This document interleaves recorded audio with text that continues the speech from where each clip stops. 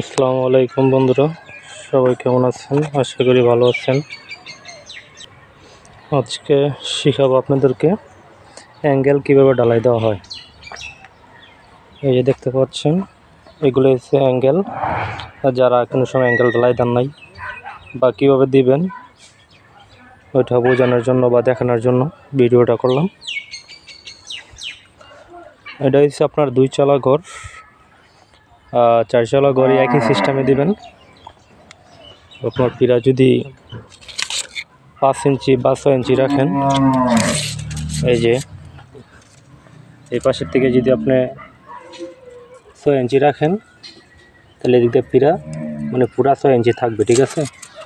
আর কোনার অ্যাঙ্গেলগুলা আপনার এই দিক দিয়ে 6 দিলে আর পাল্লা যদি আপনি 5 দেন তাহলে আপনার কত হবে? 11।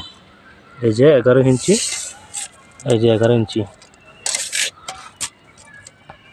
এই যে 11 ইঞ্চি, ঠিক আছে। পিলার থেকে এভাবে দিবেন। আর সাইডের অ্যাঙ্গেলগুলো এইভাবে পড়বে। যদি যারা না বুঝেন তাদের জন্য আর কি এই ভিডিওটা। আমরা যেভাবে অ্যাঙ্গেল ঢালাই দিয়ে থাকি,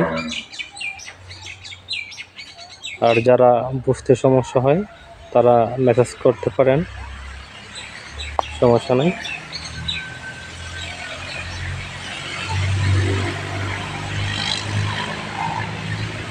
আর ওই পাশে একটা দিয়েছিলাম আগের ভিডিও, দুটো ভিডিও দিয়েছিলাম, ওটার ইনশাল্লাহ শেষ পর্যায়ে কাজের প্লাস্টার চলতেছে।